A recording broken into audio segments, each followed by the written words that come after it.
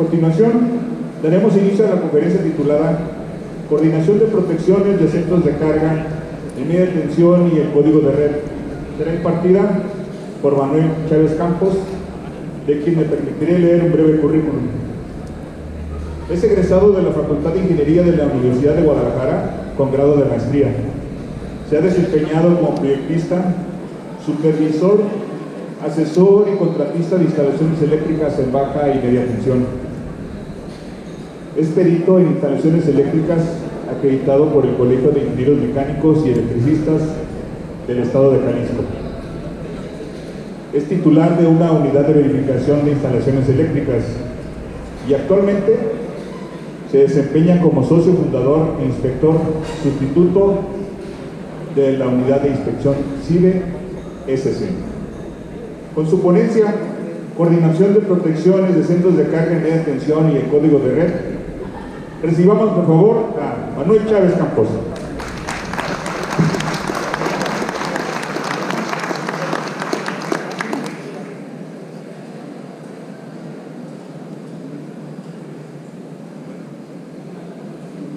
Bueno, buenas tardes. Es para mí todo un honor otra vez estar aquí en Electrocon con esta pequeña plática. Vamos a esperar un poco a que den de alta la presentación, no sé por qué razón no la tenía precargada, pero mientras tanto les quiero comentar lo siguiente. Aquí todos los que estamos presentes ya nos han dado una muy buena repasada sobre el tema del código de red, y aún así yo voy a ser muy insistente con el mismo. Aproximadamente en el 2001 yo tuve la oportunidad de toparme por primera vez con una norma oficial mexicana, la 002. Tuve oportunidad de trabajar en una industria que fabricaba transformadores, y mi jefe en ese momento me decía: oye Manuel, tienes que ponerte a leer la norma. Y yo, como buen ingeniero, ya en aquel entonces ya había salido yo de la universidad, como buen ingeniero, pues mi primera actitud fue negarme a leerla, a pesar de que estaba en un puesto de diseñador y la norma era de diseño de transformadores. Siempre mostré mucha reticencia y resistencia a ponerme a leer una norma, pero me di cuenta a la vez que mis compañeros en esa empresa y más adelante en los otros trabajos que tuve oportunidad de elaborar también mostraban la misma resistencia. Perdón.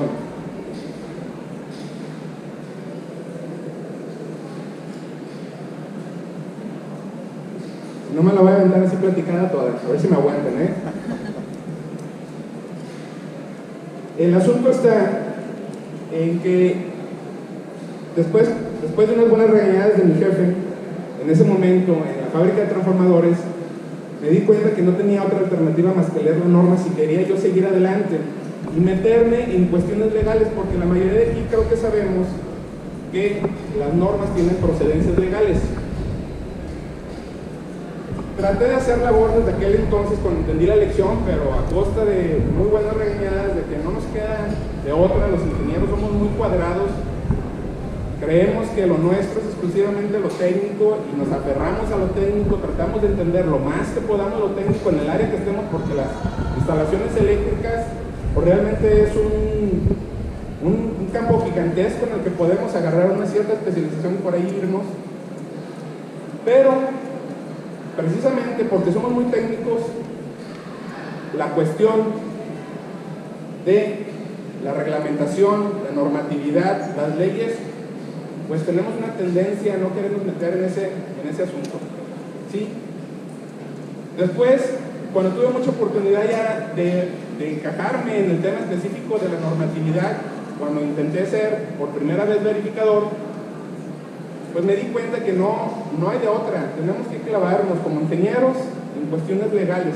No nos queda alternativa si queremos seguir adelante, y no se diga más en términos de la aplicación de la ley de la industria eléctrica, que estábamos muy cómodos, la mayoría de los ingenieros, no quiero generalizar, pero la mayoría de los ingenieros estábamos muy cómodos con la Ley de Servicio Público de Energía Eléctrica, porque una buena parte de esa ley se encargaba Comisión Federal de Electricidad, y resulta, se viene la dichosa reforma energética con todos sus asegúnes y nos cambia la ley.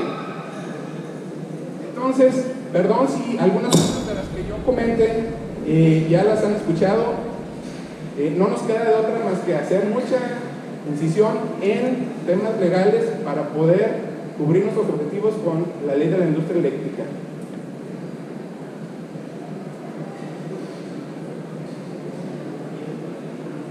No funciona el apuntador, Bien, mi tema, como bien lo decía el título, tiene que ver con coordinación de protecciones, pero bajo el esquema del código de red. Entonces, a mí me gustaría explicarles por qué el código de red me pide a mí que tengamos que hacer coordinación de protecciones. ¿Se pueden cambiar, por favor, a la siguiente? Miren, toda la historia comenzó con esto. Precisamente porque no nos gusta tal vez leer mucho, yo quiero comentarles esto. Antes de la reforma energética, que como muchos sabemos fue todo un revuelo nacional, porque esta situación, para no variar como otras situaciones, se ha politizado mucho, y que íbamos a arreglar el petróleo y que la energía eléctrica y que bla bla bla bla. En el artículo 27, que yo considero que es la principal parte de la reforma energética, decía lo siguiente: corresponde exclusivamente a la nación generar, conducir, transformar, distribuir y abastecer energía eléctrica. O sea, prácticamente al Estado le correspondía hacer esas actividades, y por lo tanto nosotros, los que estamos en iniciativa privada, pues nos teníamos que sujetar a lo que nos dijera en ese momento Comisión Federal de Electricidad, porque Comisión Federal de Electricidad traía el control de todo esto. Siguiente, por favor. Y resulta que con la reforma energética, el 20 de diciembre de 2013, vean lo que dice precisamente el artículo 27, dice: el control del sistema eléctrico nacional le corresponde a la nación, el control del sistema eléctrico nacional, así como la transmisión y distribución. Desaparecieron las palabras ahí de generar. Y algo muy importante, dice que las actividades no otorgarán concesiones, pero en el mismo párrafo, ustedes observarán abajo, dice: sin perjuicio de que el Estado pueda celebrar contratos con particulares.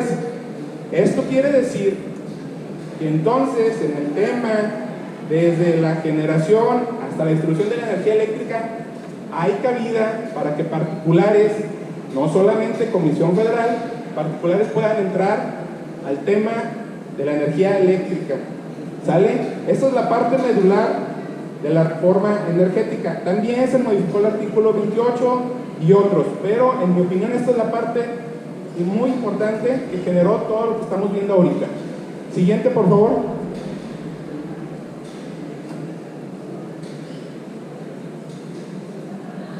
Disculpen, ¿me pueden apoyar?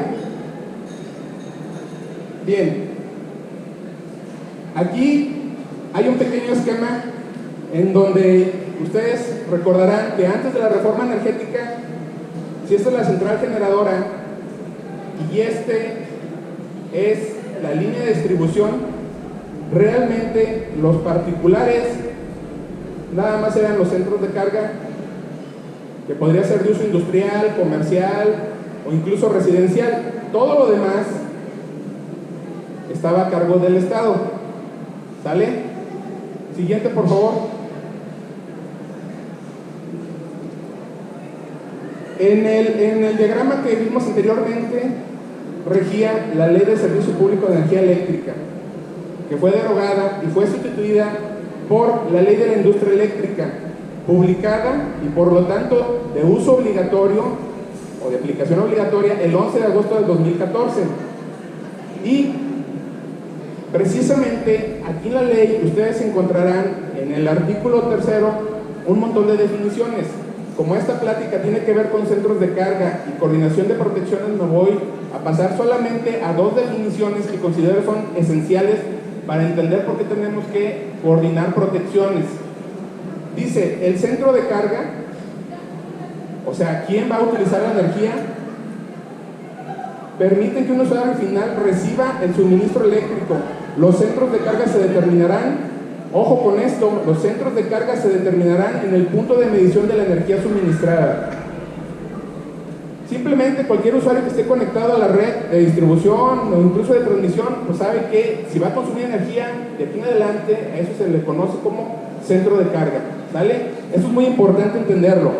Y usuario final es persona física o moral que adquiere para su propio consumo o para el consumo dentro de sus instalaciones el suministro eléctrico de sus centros de carga. Punto. O sea, si yo soy un centro de carga y me voy a conectar y voy a consumir la energía eléctrica, soy un usuario final. Estos dos conceptos son básicos para entender todo lo que viene. Siguiente, por favor. Bien, entonces quiere decir que si yo tengo un centro de carga industrial, residencial o comercial, pues valga la redundancia, soy un centro de carga y soy un usuario final aquí o soy un usuario final acá. Ya sea que me conecte en alta, en media o en baja tensión. Creo que esto es bastante simple. Siguiente, por favor. Resulta ser que en la misma ley de la industria eléctrica, en el artículo 11, viene lo siguiente.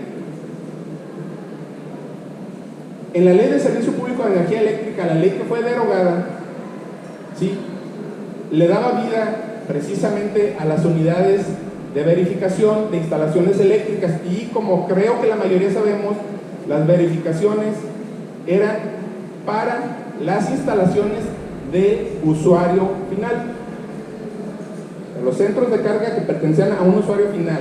Entonces, cuando se hizo la ley de la industria eléctrica, para poder permitir que las instalaciones particulares siguieran siendo verificadas, en la ley se agregó este artículo. En el artículo 11, la fracción 36ª dice que la Secretaría de Energía está facultada para regular, supervisar y ejecutar el proceso de estandarización y normalización en materia de la seguridad de las instalaciones de los usuarios finales.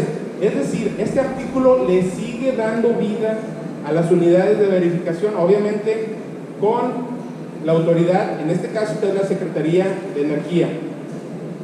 En la misma ley, obviamente, en el artículo 12, dice que la Comisión Reguladora de Energía está facultada ¿para qué?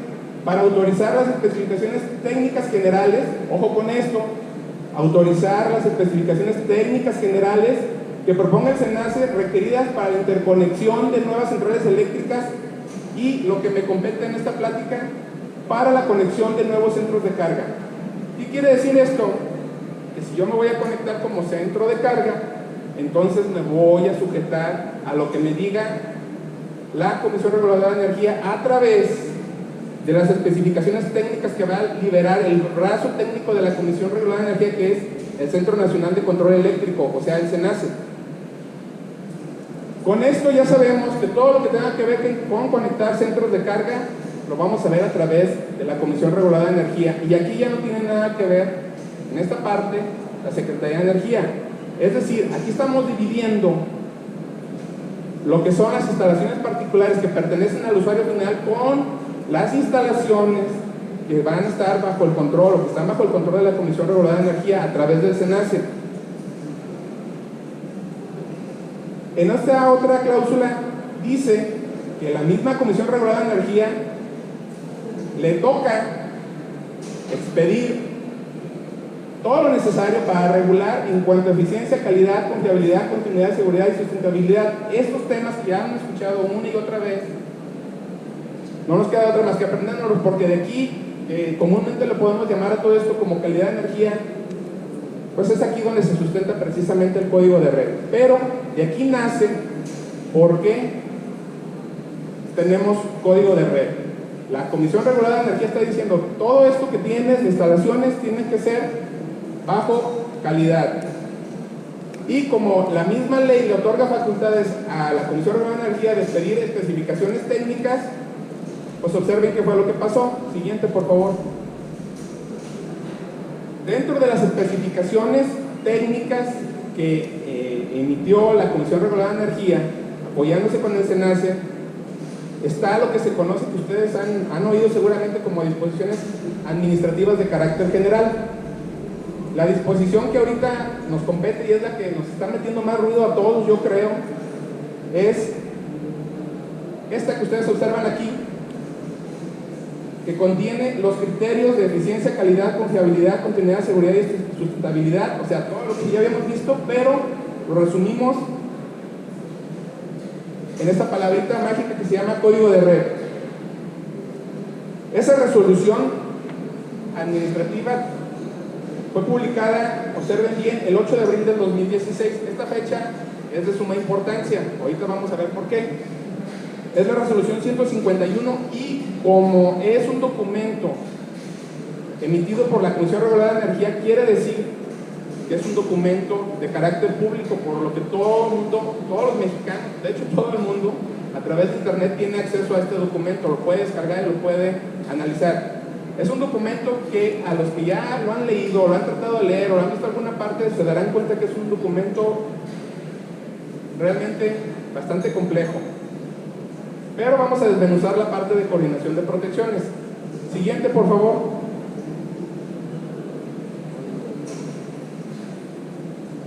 En el código de red, resulta ser que el código de red, precisamente porque es un documento extenso, el código de red está seccionado por varias partes. La primera parte del código de red se llama Disposiciones Generales del Sistema Eléctrico Nacional, y ahí viene toda una serie de disposiciones y conceptos que nosotros debemos de conocer para poder aplicar correctamente el código de red. Y observen lo siguiente, en el capítulo cuarto de Disposiciones Generales del Sistema Eléctrico Nacional, recuerden que esto es una parte del código de red, una sección del código de red. Me dice alcance y aplicación, y ojo con esta situación. Dice claramente en su alcance y aplicación, en el 4.2, dice que todos los requerimientos que se definen a continuación serán aplicables o referidos al punto de conexión. ¿Al punto de conexión de qué cosa? De los centros de carga. Recuerden, ahorita no estamos hablando de interconexión, estamos hablando de conexión de centros de carga. Entonces, en esta parte del código de red me está indicando que todo va referido al punto de conexión. Y aquí podemos alargarnos y discutir vastamente sobre esta situación, porque ¿qué es un punto de conexión? El tema aquí está, si yo les hablaba hace un momento de que la unidad de verificación, aquí hay varias unidades de verificación. Las unidades de verificación, cuando verifican, ¿hasta dónde verifican? Vamos a pensar que tenemos una instalación eléctrica que contiene un transformador en el voltaje que sea, no importa, hablando de un voltaje de media tensión. El verificador, obviamente cuando verifica un verificador, valga la redundancia, el verificador actúa a petición de parte, es decir, lo que le diga el usuario final que me verifique va a verificar. Pero si vamos a conectar un centro de carga, si vamos a hacer un contrato con Comisión Federal nos va a pedir una verificación, obviamente como parte del trámite para hacer el contrato de suministro final con Comisión Federal, y esa verificación tendrá que abarcar todo lo que contempla esa instalación particular. ¿Y ese todo qué significa? Que vamos a verificar, digo vamos porque también soy verificador, vamos a verificar la cometida en media tensión. Y la cometida en media tensión, si vamos a hacer la chamba bien y si las instalaciones están correctas, todo el mundo sabemos que en la cometida vamos a tener un conductor donde tomamos el suministro eléctrico de la red de distribución que exista. En ese punto, si yo tengo un conductor que me conecta mi transformador, yo como usuario final, con la gorra de verificador, me pongo la gorra de usuario final, me voy a conectar a la red de media tensión para proteger ese conductor, yo tengo que poner algún medio de protección, ¿cierto o falso? Eso parece muy obvio, ¿verdad? Ok. Ojo con eso que les acabo de comentar, porque ahorita vamos a ver este tema. Aquí me dice que el alcance y aplicación dice que todo lo que me pida el código de red, todo lo que me pida el código de red se refiere al punto de conexión, ¿sale? Siguiente, por favor. Voy a hacer un pequeño paréntesis antes de continuar con el tema del punto de conexión por lo siguiente. Les acaba de comentar que el código de red fue expedido en abril del 2016. Y resulta que en esta otra sección del código de red, en esta sección que se llama Manual Regulatorio de Requerimientos Técnicos para la conexión de centros de carga, es decir, dentro del código de red tiene una sección exclusiva dedicada a la conexión de centros de carga. Ojo con lo que dice. Dice, todos los usuarios que estén conectados en alta o media tensión cumplirán con los requerimientos de este manual en un plazo que no podrá exceder a los 3 años.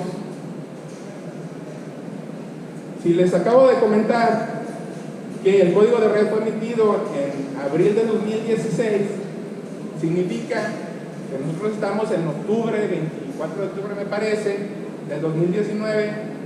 Quiere decir que quien no haya hecho caso a este artículo, que es el primero de alcance y aplicación, pues simplemente no estamos cumpliendo con el código de red, estamos fuera, ¿sí? Por eso ha habido tanta preocupación, porque todos los centros de carga conectados en media tensión, ¿y por qué hablo de media tensión? Porque son la inmensa mayoría de todos los centros de carga que existen en el país. Yo no sé mucho de números en cuanto a servicios, pero seguramente yo creo que deben andar alrededor de todos los posibles contratos con Comisión Federal. Yo creo que el 90%, el 95% van a caer en este supuesto, exceptuando lo que es la baja tensión, ¿sale? Entonces es una gran cantidad de usuarios que seguramente no están cumpliendo con esto. Entonces quiere decir que estamos fuera y nos tenemos que preparar lo más rápido posible para cumplir nada más con el primer capítulo 1 de este manual. Insisto, este manual es parte del código de red, es una de las partes que componen el código de red. Siguiente, por favor. Quiero comentarles algo, sigo en el paréntesis.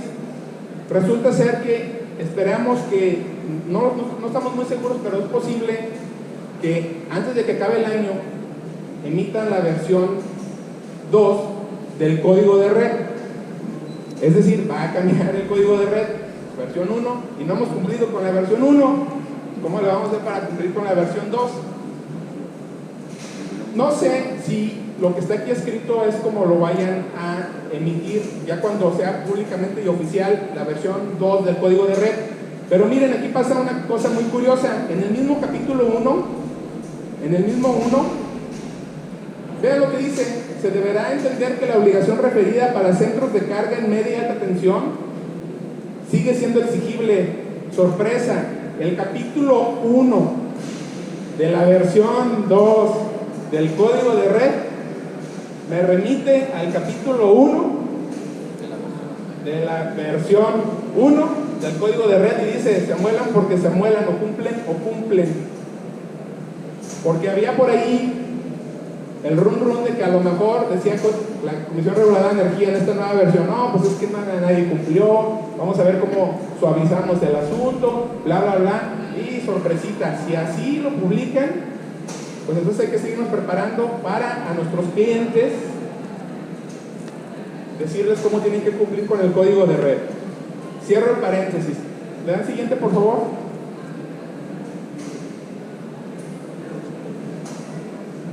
Hay otro documento. Este documento no está dentro del código de red. Lo puse aquí en medio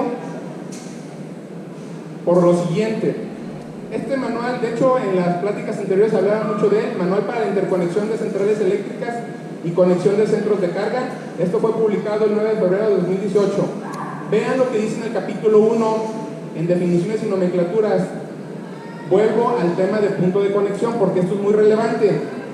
Aquí, en este manual, es donde nos indica o nos da la definición de punto de conexión. Dice: el punto de conexión es el punto físico en la red nacional de transmisión y las redes generales determinado por el SENACE, donde uno o varios centros de carga se conectan a un mismo nivel de tensión para recibir el suministro de energía eléctrica. Aquí nos dice conceptualmente cuál es el punto de conexión. ¿Sale? ¿Da el siguiente, por favor?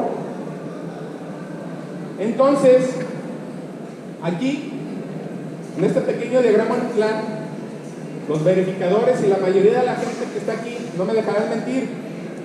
Si yo tengo un transformador, vamos a pensar que yo requiero un servicio en media tensión.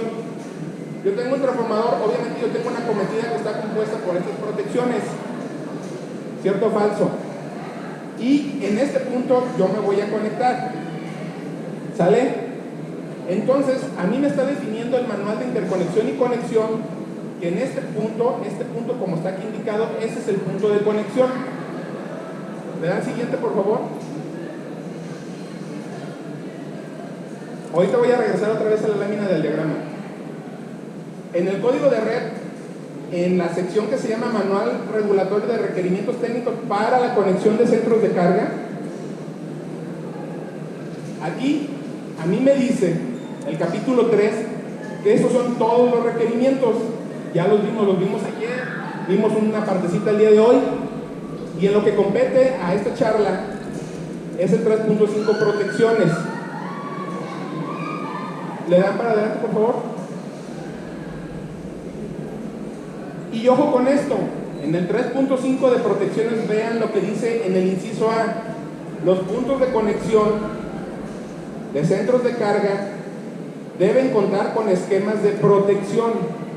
Deben contar con esquemas de protección. Me regreso 2 láminas atrás, por favor.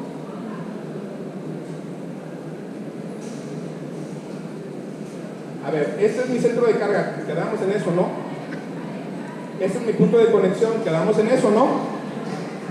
El verificador tiene que revisar esto porque forma parte de la instalación particular, forma parte de la instalación del usuario final. ¿Sale? Y ahora resulta que el 3.5 del código de red me dice que mi punto de conexión debe de contar con esquemas de protección. ¿Qué es esto? El centro de carga debe de contar, no está diciendo que la red del distribuidor debe de contar, dice que el centro de carga debe de contar con un esquema de protecciones. Aquí se los voy a dejar de tarea. En el punto de interconexión donde hay protecciones que le pertenecen al centro de carga, el código de red y la unidad de verificación, para bien o para mal, se unen. Sin embargo, si esto fuera un centro de carga nuevo, ahí el inspector va a tener que valorar esto, desde luego, y el verificador también. Que hay una inconsistencia legal ahí o un cruce de cuestiones legales, como aquí no es una cuestión de que nos vamos a poner a discutir si sí o si no eso, lo único que yo les quiero decir en este sentido es que hay que investigar muy bien esto, porque esto se puede prestar a una gran cantidad de conflictos. Hay inspectores que toman un criterio, hay otros inspectores que toman otro criterio, no me voy a meter en esos temas, y el verificador sí o sí tiene que contemplar eso en su verificación, porque si no está incumpliendo para la norma de la 001, no la norma, está incumpliendo con el PEC, si no verifica esto. ¿Sale? Entonces, aquí el punto es que a mí me dice el código de red que el centro de carga debe de contar con un esquema de protecciones. ¿Sale? Aquí yo tengo 2 tipos de protecciones, una protección contra cortocircuito y sobrecarga y una protección contra sobretensiones. Cortocircuito es posible y una parte rayo, lo clásico, para instalaciones comunes y corrientes. ¿Estamos? ¿Me das 2 adelante, por favor? Otra más. Dentro del mismo 3.5, que es lo que yo debo de cuidar respecto a las protecciones para cumplir con el código de red, dice lo siguiente. Y ojo con esto. el centro de carga será responsable, de implementar, coordinar y mantener sus sistemas de protección, incluyendo los canales de comunicación necesarios.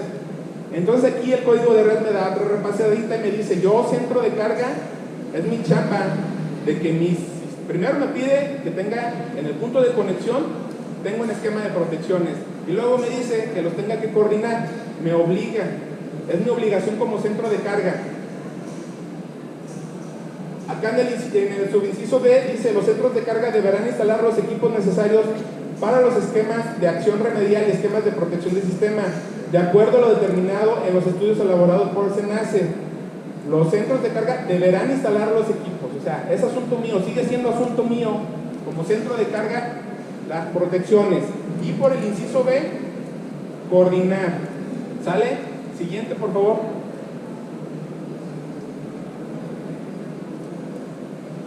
En el subinciso E dice lo siguiente, los centros de carga se deberán coordinar con el transportista y el distribuidor para el ajuste de las protecciones en el punto de conexión. Y me dice, hay que atender los siguientes criterios. En el subinciso 3 dice, los tiempos máximos de liberación de falla por las protecciones primarias en función del nivel de tensión de operación deberán acordarse entre el centro de carga, transportista y distribuidor. Sorpresita, señores. Esta es la parte que para mí es más compleja para cubrir el tema de coordinación de protecciones, porque ahí dice los tiempos de liberación. ¿Qué quiere decir esto? Que mi centro de carga, si produce una falla, la protección de mi centro de carga debe de operar primero que la protección que tenga aguas arriba, el distribuidor o el transportista. Pero, ¿cómo sé yo a qué horas tiene que liberar la falla mi protección? Si no sé cómo están las protecciones del distribuidor o del que transmite la energía. Entonces, yo creo que más de alguno de aquí han batallado con Comisión Federal, por ejemplo, cuando solicitan los niveles de cortocircuito. ¿Sí? Bueno, pues ahora les voy a cambiar la jugada.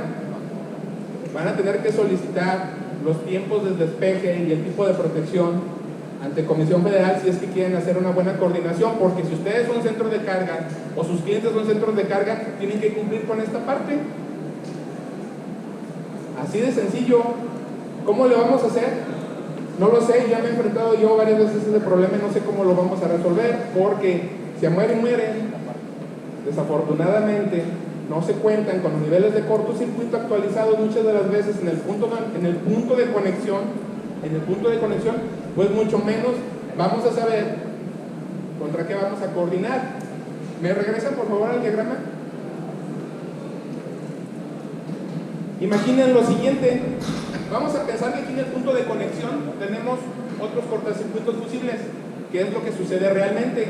Bueno, no sé si en todos los lugares, pero al menos lo que a mí me ha tocado, Comisión Federal pide cortocircuitos fusibles muchas de las veces, además de mis cortocircuitos fusibles como centro de carga. Y resulta que cuando hay un apagón, lo que ustedes quieran y manden, se va el fusible, a lo mejor está en el punto de conexión, pero del lado del distribuidor, es decir, el fusible de Comisión Federal. Y cuando restablecen la energía, ¿qué pasa? Bajan las canillas y ponen el fusible igual, el que se encuentra. Entonces, ¿cómo lo voy a hacer yo si tengo que coordinar? Tengo que saber qué tipo de fusible es para poder coordinar. El problema creo yo que es bastante serio, pero como ya estamos metidos en el código de red, yo creo que todos deberíamos de empujar a que Comisión Federal o el distribuidor que sea nos ayude con la información que necesitamos para cumplir con el código de red. Además es mandatorio, ¿eh? Le dan otras 3 diapositivas hacia adelante, por favor. Otra más, por favor.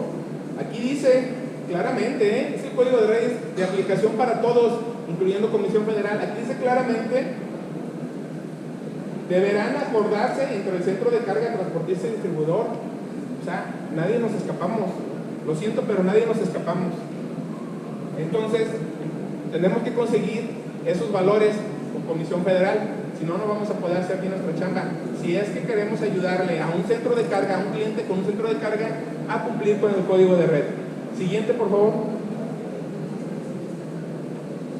Bien, antes de brincar a la parte técnica, nada más hacer un pequeño recordatorio.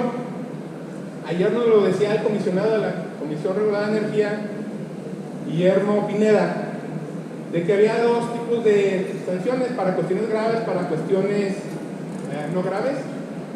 Y para las cuestiones graves él señaló lo siguiente: en la ley de la industria eléctrica, en la misma ley de la industria eléctrica, dice claramente en el artículo 165 que con multa de 2 al 10% de los ingresos brutos percibidos en el año anterior por dejar de observar las disposiciones en materia de calidad, confiabilidad, continuidad, bla, bla, bla, bla, o sea, código de red, del 2 al 10% brutos anuales. ¿Qué quiere decir? Que si hay una fábrica, por ejemplo, o lo que sea, que factura 10 millones al año antes de impuestos, pues el simple hecho de no tener una coordinación de protecciones, pues a lo mejor la CRE dice, ¿sabes qué? Pues nomás el 2%, son 200,000 pesos, ¿sí? Pero ¿qué tal que me digan que es el 10%? Son 2 millones de pesos por no cumplir con el código de red, así de sencillo. Estoy hablando de una empresa chiquitita que factura 10 millones anuales. ¿Le dan otra adelante, por favor? El mismo artículo menciona otras sanciones más pequeñas, pero igual de duras, creo yo, con multa de 50,000 a 200,000 salarios mínimos diarios por incumplir las disposiciones, otra vez, de calidad, confiabilidad, continuidad. Otra vez, tengo dos tipos de sanciones si no cumplo con el código de red. Hasta aquí, me parece, es la parte legal del tema. Recordemos, primero se modificó la Constitución Política en el artículo 27. ¿Sale? Luego de ahí se derogó la Ley de Servicio Público de Energía Eléctrica. Nació casi al tiempo la Ley de la Industria Eléctrica. Y la Ley de la Industria Eléctrica le dio vida a la Comisión Regulada de Energía para que hiciera todas las disposiciones técnicas necesarias. De esas disposiciones técnicas necesarias nació el código de red, y el código de red a la vez me está indicando a mí que debo de cuidar, entre otras cosas, la coordinación de protecciones. Les acabo de comentar que en el tema de coordinación de protecciones nosotros requerimos de la ayuda de saber la calibración, el ajuste, como ustedes le quieran llamar, de las protecciones que tiene aguas arriba el distribuidor, para poder precisamente coordinar con el distribuidor junto con mis protecciones que tengo como centro de carga. Siguiente, por favor.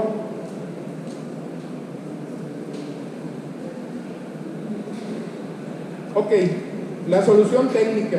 Vamos viendo.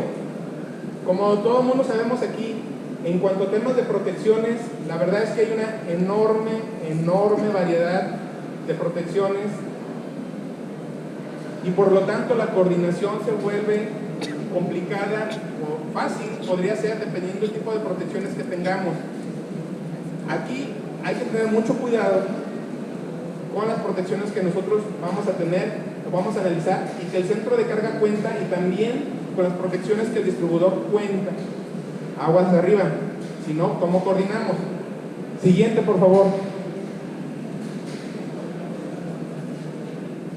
No sé si se alcance a ver. Quise hacer un pequeño ejercicio para que quede claro el tema de la coordinación de protecciones. Esto que dice aquí, este bus que está aquí mencionado, yo le llamé punto de conexión, y tengo dos centros de carga, uno aquí de este lado y otro acá de este lado, y el punto de conexión, digamos que el suministro de energía eléctrica hacia el punto de conexión es por un suministrador X.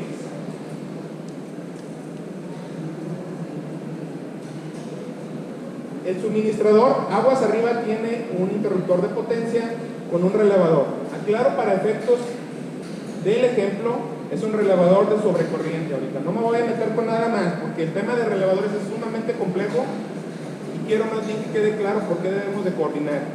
¿Sale? Y resulta que el centro de carga 1 tiene un fusible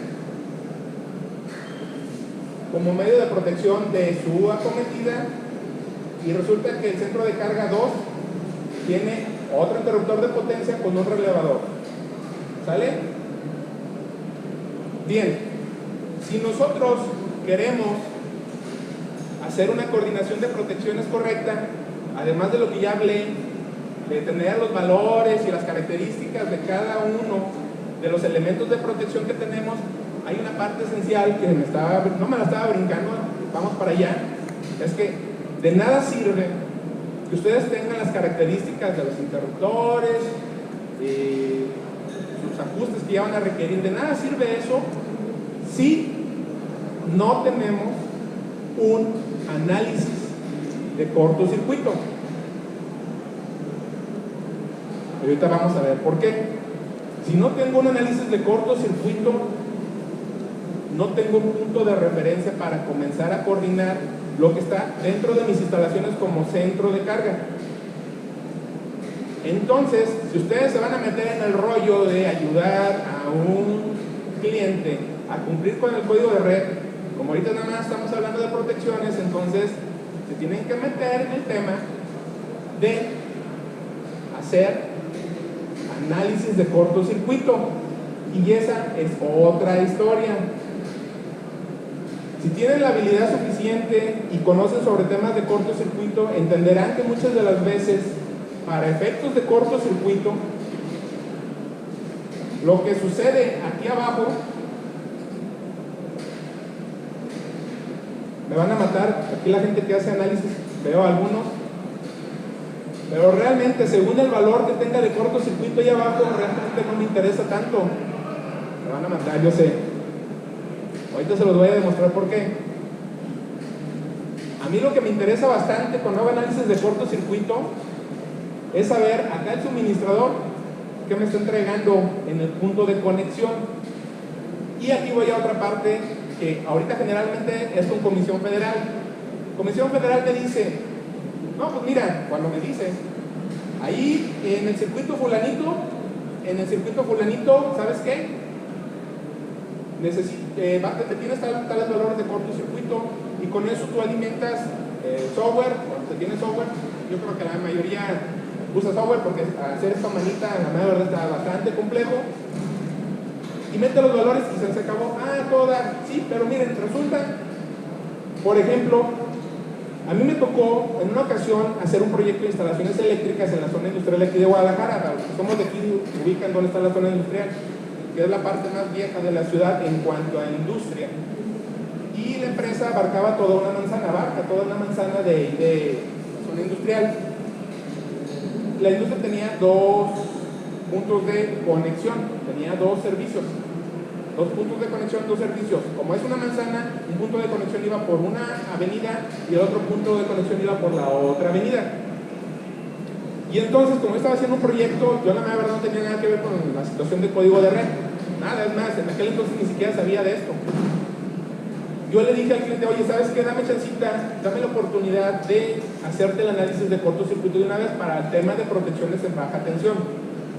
Me dijo, órale, entonces nada más dame autorización de yo pedir por ti los niveles de cortocircuito con Comisión Federal. Y ya me dio una carta poder y ya hice el trámite. Y Comisión Federal, como es la zona industrial de Guadalajara, yo creo que es lo más conocido que hay aquí en Guadalajara, pues Comisión Federal, la verdad, nos atendió bastante rápido, me dio los dos valores. Miren, un punto de conexión del otro eran dos circuitos distintos. Un punto de conexión del otro, yo creo que no había más de 400 metros. Eran dos circuitos. Los valores variaban.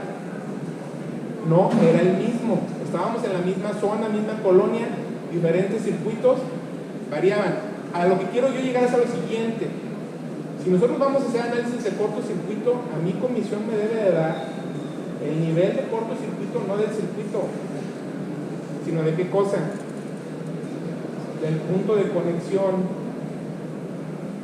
Porque si estamos, por ejemplo, en una zona industrial, la afectación de todos los centros de carga que tiene un circuito van a hacer que mi punto de conexión tenga mucha variación también, y por lo tanto yo debo preocuparme, en este caso, por mi cliente. Yo tengo que saber ahí con exactitud, e incluso si Comisión Federal o el distribuidor o quien sea ya sabe que esa zona va a cambiar, debería de anticiparme y decirme: oye, aquí sabes que vamos a aumentar la carga, y si vamos a aumentar la carga quiere decir que el nivel de cortocircuito seguramente va a aumentar, y debo de anticiparme porque si no me van a dejar fuera de la jugada.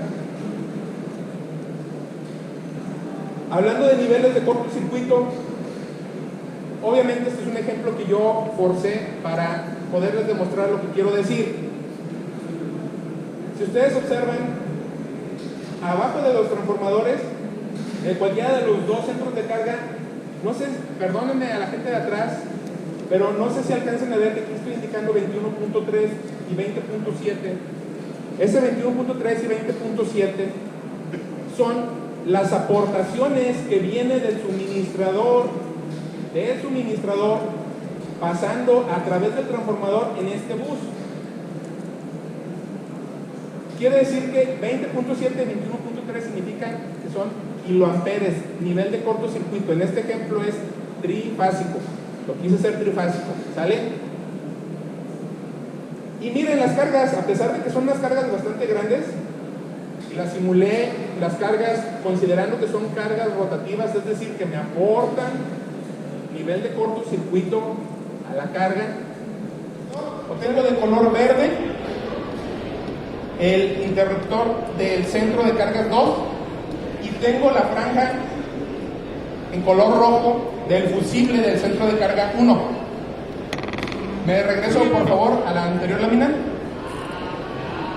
Tengo 2.36 kiloamperes en el punto de conexión. ¿Estamos?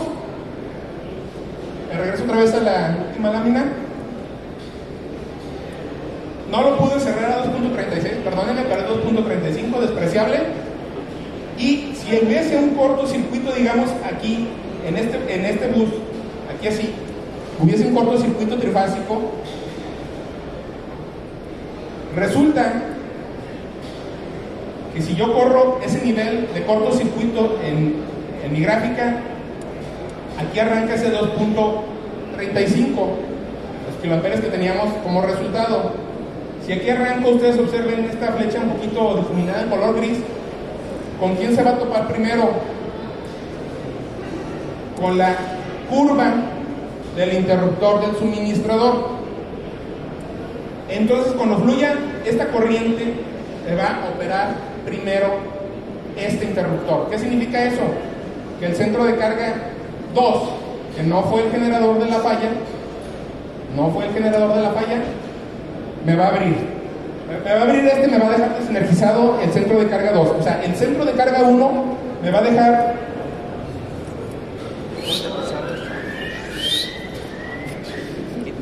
desenergizado el centro de carga 2. ¿Qué quiere decir? Que mi fusible no está coordinado con la protección del suministrador o del distribuidor, ¿sale?